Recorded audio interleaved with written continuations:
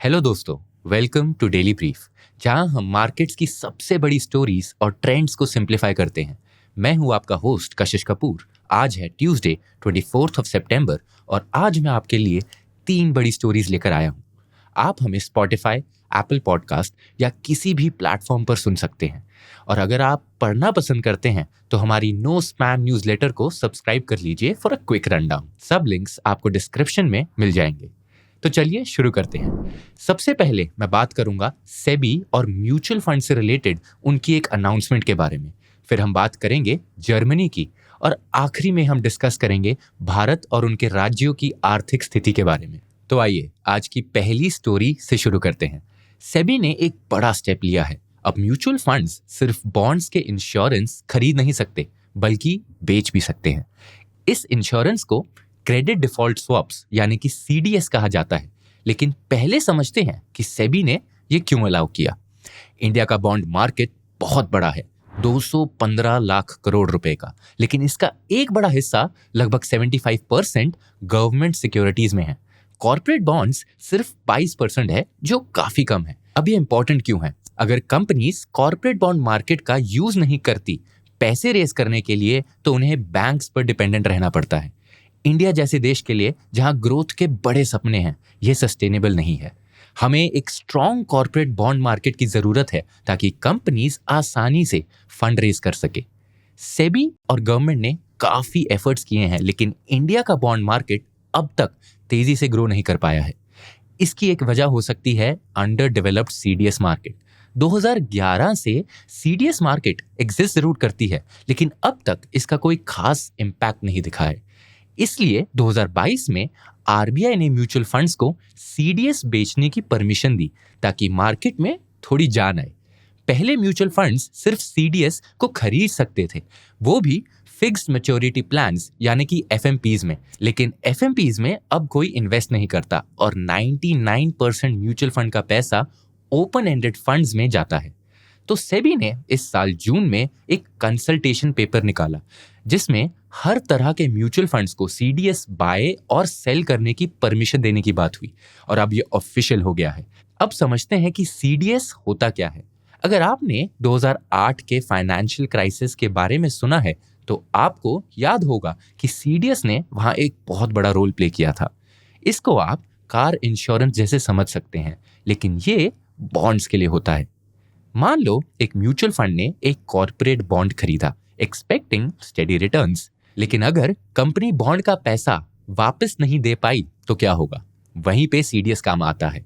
Mutual fund CDS खरीदता है और अगर कंपनी डिफॉल्ट करती है तो सीडीएस सेलर लॉस कवर करता है। लेकिन म्यूचुअल फंड्स सीडीएस बेचना क्यों चाहेंगे? यहां इंटरेस्टिंग पार्ट आता है। जब एक म्यूचुअल फंड सीडीएस बेचता है तो वो रिस्क ले रहा होता है। वो बेसिकली कहता है अगर ये बॉन्ड डिफॉल्ट करेगा तो हम पैसे भरेंगे। इसके बदले म्यूचुअल फंड्स को प्रीमियम मिलता है, बिल्कुल जैसे इंश्योरेंस कंपनीज कार ओनर से प्रीमियम लेती है। लेकिन यहाँ पर कैच क्या है? सेबी ने स्ट्रिक्ट रूल्स सेट किए हैं ताकि म्यूचुअल फंड्स ज्यादा रिस्क ना ले पाए। म्यूचुअल फंड्स तभी सीडीएस बेच सकते हैं जब उनके पास काफी सेफ एसेट्स जैसे कि कैश, गवर्नमेंट बॉन्ड्स या ट्रेजरी बिल्स हों जो उनके प्रोमिसेस को सपोर्ट कर सके। अगर बॉन्ड्स डिफॉल्ट करें तो फंड्स के पास इतने सेफ एसेट्स हों कि वो लॉसेस कवर कर सकें बिना पूरे पोर्टफोलियो को डेंजर में डाले। मतलब रेकलेस गैम्बलिंग अलाउड नहीं है। फंड्स को अपना एक्सपोजर केयरफुली मैनेज करना पड़ेगा। तो म्यूचुअल फंड्स को सीडीएस बेचने से क्या फायदा होता है? सीडीएस बेचकर mutual funds bond like investments create कर सकते हैं बिना बॉन्ड्स में इन्वेस्ट करें। इससे उनको सेफ एसेट से ज्यादा रिटर्न्स मिल सकते हैं।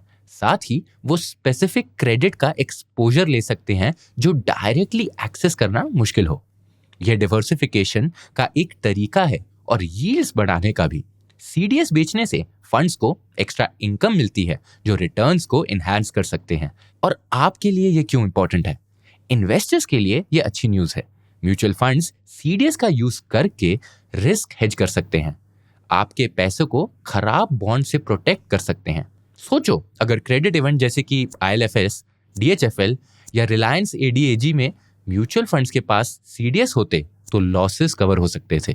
दूसरी तरफ सीडीएस बेचकर म्यूचुअल फंड्स कैलकुलेटेड रिस्क लेकर ज्यादा कमा सकते हैं। ये फ्लेक्सिबिलिटी ज्यादा स्टेबल रिटर्न्स और थोड़ा एक्स्ट्रा अपसाइड भी दे सकती है। अगर म्यूचुअल फंड्स सीडीएस का यूज करने लगे रिस्क मैनेज करने के लिए, तो ये कॉर्पोरेट बॉन्ड्स में इन्वेस्टर कॉन्फिडेंस को बढ़ा सकता है। इससे कंपनीज के लिए पैसा रेज करना आसान हो जाएगा। ये एक इंपॉर्टेंट स्टेप हो सकता है एक डीपर लिक्विड बॉन्ड मार्केट बनाने के तरफ, जिसको सेबी और आरबीआई काफी टाइम से पुश कर रहे हैं। हमारे नेक्स्ट स्टोरी का फोकस है जर्मनी। लेकिन क्यों? क्योंकि जर्मनी यूरोप की लार्जेस्ट इकोनॉमी है और दुनिया की फोर्थ लार्जेस्ट इकोनॉमी। ये यूरोप का इंजन है। यूरोजोन के जीडीपी का 25% कंट्रीब्यूट करता है। जर्मनी दुनिया का थर्ड लार्जेस्ट एक्सपोर्टर भी है और इंडिया का सिक्स्थ लार्जेस्ट ट्रेडिंग पार्टनर। इसीलिए जर्मनी में जो होता है उसका इम्पैक्ट इंडिया और ग्लोबल इकोनॉमी दोनों पर पड़ता है। जर्मनी हमेशा से इंडस्ट्रियल स्ट्रेंथ और एक्सपोर्ट पावर का सिंबल रहा है। BMW, सीमेंस, BASF जैसे जर्मन जायंट्स ने ग्लोबल मार्केट्स को लीड किया है। लेकिन अब ये इंडस्ट्रियल टाइटन्स एक बड़े क्राइसिस का सामना कर रहे हैं। दो बड़े चैलेंजेस जर्मनी को अफेक्ट कर रहे हैं, चाइना का राइज और ग्रीन इकोनॉमी की तरफ ग्लोबल शिफ्ट। चलो पहले चाइना की बात करते हैं। पहले कई सालों तक चाइना जर्मनी का टॉप ट्रेडिंग पार्टनर था, एक गोल्डन गूस के जैसे। लेकिन अब सब कुछ बदल गया है। चाइना अब सिर्फ जर्मनी गुड्स का मार्केट नहीं है, बल्कि एक सीरियस कंपेटिटर बन गया है। एक रीसेंट एलियंस रिपोर्ट के हिसाब से चाइना अब एडवांस इंडस्ट्रियल सेक्टर्स में भी जर्मनी के मार्केट शेयर को ग्रैब कर रहा है। साथ ही चाइना यूरोपियन प्रोडक्ट्स को अपने डोमेस्टिक मार्केट से रिप्लेस करने की कोशिश कर रहा है। चाइना ने मशीनरी, केमिकल्स और इलेक्ट्रॉनिक्स जैसे की इंडस्ट्रीज में एक्सपोर्ट मार्केट शेयर में जर्मनी को पीछे छोड़ दिया है। नंबर्स सब कुछ क्लियर कर देते हैं। चाइना का ग्लोबल मार्केट शेयर 2000 में 4% से भी कम था और अब 2022 तक 14% हो गया है। वहीं जर्मनी का शेयर 10% से कम होकर 8% हो गया है। German machinery exports emerging markets में 2019 से 23% गिर गई है, जबकि चाइनीज एक्सपोर्ट वहीं 89% तक बढ़ गई है। यह सिर्फ कंपटीशन नहीं, बल्कि एक मैसिव ग्लोबल शिफ्ट है। लेकिन सिर्फ मार्केट शेयर का लॉस नहीं हो रहा। चाइना हाईटेक सेक्टर्स में भी जर्मनी को चैलेंज कर रहा है। अब ऑटो इंडस्ट्री को ही देख लो। German car makers electronic vehicles को अडॉप्ट करने में स्लो रहे और अब वो कैचअप करने की कोशिश कर रहे हैं। वहीं चाइनीज ईवी मेकर्स जैसे कि BYD अपने होम मार्केट में डोमिनेट कर रहे हैं और जर्मनी के बैकयार्ड यानी कि यूरोप में भी एंट्री कर चुके हैं। अब दूसरे बड़े चैलेंज की बात करते हैं, जो है ग्रीन ट्रांजिशन। जर्मनी की industrial success energy intensive manufacturing पर डिपेंड करती थी, जो कि चीप रशियन गैस के दम पर चल रही थी। लेकिन अब वो दौर खत्म हो गया है। डीकार्बनाइजेशन के पुश और यूक्रेन वॉर की वजह से आई एनर्जी क्राइसिस ने जर्मन इंडस्ट्री को स्ट्रगल करने पर मजबूर कर दिया है। जर्मनी का मैन्युफैक्चरिंग सेक्टर यूरोप में सबसे ज्यादा एनर्जी यूज करता था। रशियन गैस की कमी के कारण अब कंपनीज को एनर्जी के लिए ज्यादा पैसे देने पड़ रहे हैं। स्टील मिल्स, केमिकल प्लांट्स और ग्लास मैन्युफैक्चरर्स, जो जर्मन इंडस्ट्री का बैकबोन है, सभी इस प्रेशर से जूझ रहे हैं। कुछ कंपनीज तो चीप एनर्जी के लिए दूसरे देशों में अपनी मैन्युफैक्चरिंग शिफ्ट करने का भी सोच रही है। ये सिर्फ हायर कॉस्ट की बात नहीं है, पूरे के पूरे सेक्टर्स रिस्क में है। ऑटो इंडस्ट्री, जो जर्मनी का क्राउन जूल है, काफी वल्नरेबल हो गया है। ईवीज की शिफ्ट सिर्फ टेक्नोलॉजी की बात नहीं है, बल्कि पूरे वैल्यू चेन का रीस्ट्रक्चरिंग हो रहा है। जो जर्मनी के ट्रेडिशनल स्ट्रेंथ्स कंबशन इंजन्स और कॉम्प्लेक्स ट्रांसमिशंस में थे, वो ईवी वर्ल्ड में इररेलेवेंट होते जा रहे हैं, जहां सॉफ्टवेयर और बैटरीज ज्यादा मैटर करते हैं और जर्मनी अभी इन एरियाज में काफी पीछे है। इन एक्सटर्नल प्रेशर्स के साथ इन्फ्लेशन भी एक बहुत बड़ा इशू बन गया है, जो रशियन एनर्जी शॉक की वजह से आया है। 2022 में इन्फ्लेशन पीक पर था 11.6%, जो पिछली बार 1950s में देखा गया था। जर्मनी पहले अपने गैस का आधा हिस्सा रशिया से लेता था, जो अब नहीं मिल रहा। इन्फ्लेशन थोड़ा कम जरूर हुआ है, लेकिन इसने परचेजिंग पावर को हिट किया है, कंज्यूमर स्पेंडिंग को नुकसान दिया है और वेजेस को भी बढ़ा दिया है। इस सब के ऊपर जर्मनी एक डेमोग्राफिक क्राइसिस को भी फेस कर रहा है। अगले 5 साल में वहां 20 लाख लोग रिटायर होने वाले हैं। एक ऐसा देश जहां पहले ही स्किल्ड वर्कर्स की कमी है, वहां ये एक बहुत बड़ा लॉस है। जर्मन इकोनॉमिक इंस्टीट्यूट के हिसाब से अभी लगभग 6 लाख स्किल्ड वर्कर्स की कमी है। अगर ये गैप फिल हो जाता है तो इकोनॉमिक ग्रोथ इस साल 1% से ज्यादा हो सकती है। और फिर है ब्यूरोक्रेसी का इशू। जर्मनी में बिजनेस लाइसेंस लेने के लिए ऑन एवरेज 120 डेज लग जाते हैं, जो OECD एवरेज का दुगना है। जहां स्पीड इंपॉर्टेंट होती जा रही है, वहां जर्मनी की स्लो ब्यूरोक्रेसी एक बहुत बड़ी प्रॉब्लम बन गई है। इन सभी इश्यूज का असर नंबर्स में दिख रहा है। 2023 में जर्मनी की इकोनॉमी 0.3% से श्रिंक हुई। IMF प्रिडिक्ट कर रही है कि 2024 में ये दुनिया की सबसे वर्स्ट परफॉर्मिंग मेजर इकोनॉमी होगी, जिसमें GDP 0.5% से श्रिंक होने का एस्टिमेट है। जर्मनी ने पहले भी काफी मुश्किल हालातों को फेस किया है। 2000s की शुरुआत में इसे सिक मैन ऑफ यूरोप कहा गया था। तब लेबर मार्केट रिफॉर्म्स ने कंपनी को स्टैग्नेशन से बाहर निकाला और इसे एक एक्सपोर्ट पावर हाउस बना दिया था। लेकिन इस बार चैलेंजेस और भी गहरे हैं। जर्मनी को इनको ओवरकम करने के लिए नए और इनोवेटिव सॉल्यूशंस की जरूरत होगी। अब बात करते हैं इंडिया और उसके स्टेट्स की। जब हम इंडिया की इकोनॉमी की बात करते हैं तो हम अक्सर पूरे देश के बारे में सोचते हैं, लेकिन हकीकत यह है कि हर स्टेट की अपनी अलग इकोनॉमिक स्टोरी होती है। आज हम देखेंगे कि कैसे अलग अलग स्टेट्स ने पिछले कुछ दशकों में क्या प्रोग्रेस की है। सीधा और सिंपल तरीके से समझते हैं कि इंडियन स्टेट्स में क्या चल रहा है। पहले बात करते हैं उन रीजन्स की जो काफी आगे बढ़ चुके हैं, जो है साउथ एंड वेस्ट। 1991 के इकोनॉमिक रिफॉर्म्स के बाद कर्नाटका, तमिलनाडु और तेलंगाना जैसे स्टेट्स ने जबरदस्त प्रोग्रेस किया है। आज ये स्टेट्स इंडिया के टोटल GDP का 30% कंट्रीब्यूट करते हैं। ये काफी बड़ा नंबर है, स्पेशली उन स्टेट्स के लिए जो पहले इतने आगे नहीं थे। तेलंगाना का तो एग्जाम्पल ही अलग है, जहां की per capita income national average से लगभग डबल है। वेस्टर्न स्टेट्स जैसे कि महाराष्ट्र और गुजरात हमेशा से पावर हाउसेस रहे हैं। महाराष्ट्र अभी भी इंडिया के GDP का सबसे बड़ा शेयर रखता है, अराउंड 13%। गुजरात भी काफी तेजी से आगे बढ़ रहा है और अब इसका GDP शेयर 8.1% तक पहुंच गया है।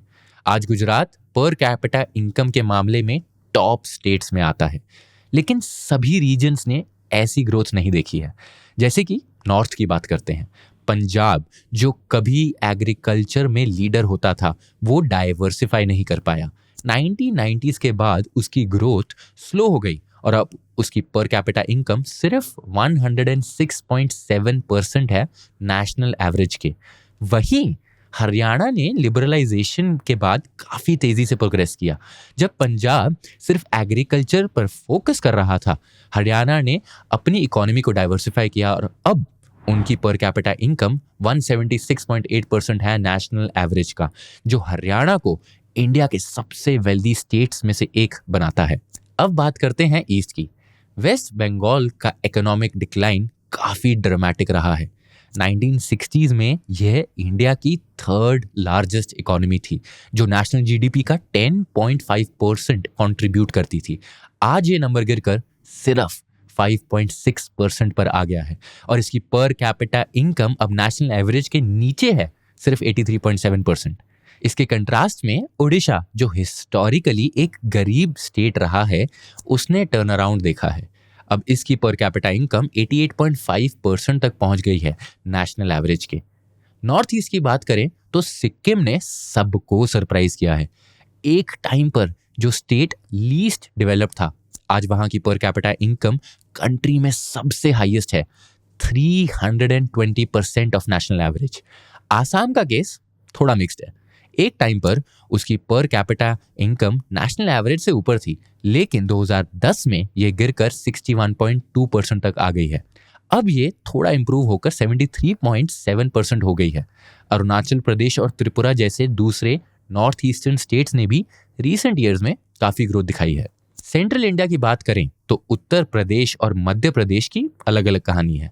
उत्तर प्रदेश जो कभी एक इकोनॉमिक इंजन था, उसका स्टेडी डिक्लाइन हुआ है। आज ये सिर्फ 8.4% कंट्रीब्यूट करता है इंडिया के जीडीपी में, और यहाँ की पर कैपिटा इनकम देश में सबसे लोएस्ट है, सिर्फ 50.8% ऑफ द नेशनल एवरेज। वहीं मध्य प्रदेश ने पॉजिटिव मोमेंटम दिखाई है। 2010 के बाद इसकी पर कैपिटा इनकम इंप्रूव होकर 77.4% हो गई है, लेकिन अभी भी काफी दूर जाना बाकी है। और फिर आता है बिहार, जहां की पर कैपिटा इनकम हमेशा से लोएस्ट रही है, सिर्फ 33% ऑफ द नेशनल एवरेज। हालांकि अभी कुछ स्टेबिलिटी दिख रही है, लेकिन बिहार और बाकी देश के बीच का गैप अभी भी काफी बड़ा है। तो कौन से फैक्टर्स हैं जो इन सक्सेसफुल रीजन्स को अलग बनाते हैं? सबसे पहले इकोनॉमिक रिफॉर्म्स। सदर्न और वेस्टर्न स्टेट्स ने 1991 के मार्केट रिफॉर्म्स को एम्ब्रेस किया, जो आईटी, मैन्युफैक्चरिंग और सर्विसेज में फॉरेन इन्वेस्टमेंट्स को अट्रैक्ट करने में सक्सेसफुल रहे। फिर इंफ्रास्ट्रक्चर डेवलपमेंट। गुजरात और महाराष्ट्र ने अच्छा पोर्ट और रोड इंफ्रास्ट्रक्चर बनाया। कर्नाटका और तमिलनाडु ने आईटी इंफ्रास्ट्रक्चर पर फोकस किया। Business friendly policies. गवर्नमेंट और तमिलनाडु ने टैक्स ब्रेक्स, इजी अप्रूवल्स और स्पेशल इकोनॉमिक जोन्स जैसे पॉलिसी को इम्प्लीमेंट किया, जो बिजनेसेस के लिए आसानी लाया। फिर स्किल्ड वर्कफोर्स। सदर्न स्टेट्स ने एजुकेशन और हेल्थ केयर पर इन्वेस्ट किया, जिसने प्रोडक्टिव वर्कफोर्स बनाने में मदद की। कर्नाटका इंजीनियरिंग टैलेंट का तो अब हब बन गया है। उसके बाद ग्लोबल ट्रेड। कोस्टल स्टेट्स जैसे कि महाराष्ट्र, तमिलनाडु और गुजरात ने अपने पोर्ट्स का इस्तेमाल करके एक्सपोर्ट ड्रिवन ग्रोथ को बूस्ट किया, ऑटोमोबाइल, टेक्सटाइल और फार्मा जैसी सेक्टर्स में। फिर पॉलिटिकल स्टेबिलिटी की बात करते हैं। गुजरात, तमिलनाडु और ओडिशा को स्टेबल गवर्नेंस मिला, जिसने लॉन्ग टर्म प्लानिंग और ग्रोथ को पॉसिबल बनाया। ओडिशा ने स्टेबल लीडरशिप के साथ 2000 के बाद इंडस्ट्रियल ग्रोथ और इंफ्रास्ट्रक्चर पर फोकस किया। लेकिन सभी स्टेट्स सक्सेसफुल नहीं रहे, और उनके कुछ कारण ये हैं। पहले, over dependence on agriculture. Punjab और बिहार एग्रीकल्चर पर हेवीली डिपेंडेंट रहे, स्पेशली ग्रीन रेवोल्यूशन के बाद। पंजाब एक वक्त में प्रॉस्पेरस था, अब 2.4% कंट्रीब्यूट करता है इंडिया के जीडीपी में। फिर delayed industrialisation. Slow industrial growth और पॉलिटिकल इंस्टेबिलिटी के कारण वेस्ट बंगाल इकोनॉमिक लिबरलाइजेशन का फायदा नहीं उठा पाया। इसका जीडीपी शेयर 1960s के 10.5% से गिरकर 5.6% हो गया। फिर पॉलिटिकल इंस्टेबिलिटी। बिहार और उत्तर प्रदेश जैसे स्टेट्स वीक गवर्नेंस के साथ स्ट्रगल करती रही, जिसने ग्रोथ को रोका। Missed manufacturing opportunities.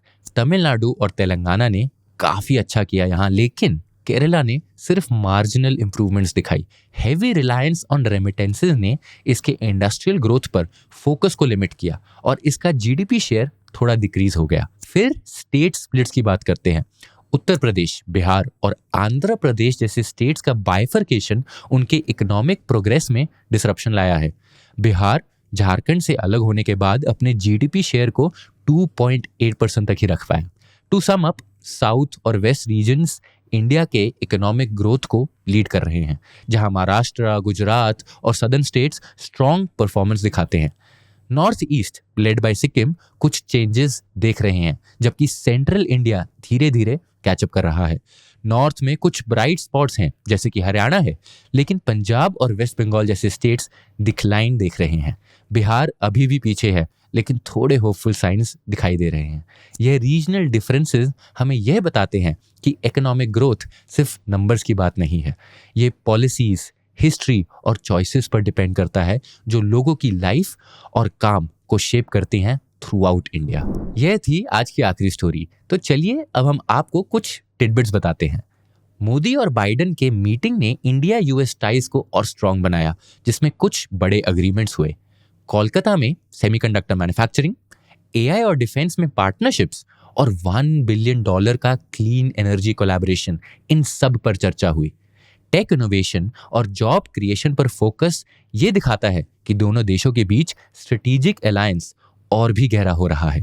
दूसरा, इंटेल ने एआई चिप्स की बढ़ती डिमांड को मिस कर दिया है, जिस वजह से कंपेटिटर्स जैसे कि एनवीडिया ने मार्केट पर कब्जा कर लिया है। कुछ फेल्ड डील्स जैसे कि ग्लोबल फाउंड्रीज एक्विजिशन के कैंसिल होने से सिचुएशन और खराब हो गई है। अब क्वालकॉम के टेकओवर की बिड की रूमर्स भी हैं और Apollo management around $5 billion invest कर सकता है। नंबर 3, Amazon और फ्लिपकार्ट CCI इन्वेस्टिगेशन फेस कर रहे हैं, जिसमें उन्हें उनके ग्लोबल रेवेन्यू का 10% तक का फाइन लग सकता है। केस अपने फाइनल स्टेजेस में है और कंपनीज के फाइनेंशियल रिकॉर्ड्स डिसाइड करेंगे कि एलिज्ड एंटी कंपेटिटिव प्रैक्टिसेस के लिए कितनी पेनल्टी लगेगी। नंबर 4, वोडाफोन इंडिया ने अपने नेटवर्क्स को अपग्रेड करने, 4G एक्सपैंड करने और 5G रोल आउट करने के लिए $3.6 बिलियन इन्वेस्ट करने का प्लान बनाया है। ये इन्वेस्टमेंट जरूरी है, लेकिन अभी तक ये क्लियर नहीं है कि ये डेट लेडन कंपनी को टर्न अराउंड करने के लिए ये पार्टनरशिप काफी होगा या नहीं। ये थी आज की बड़ी कहानियां। मैं हूं कशिश कपूर और ये था द डेली ब्रीफ। मिलते हैं अगले एपिसोड में।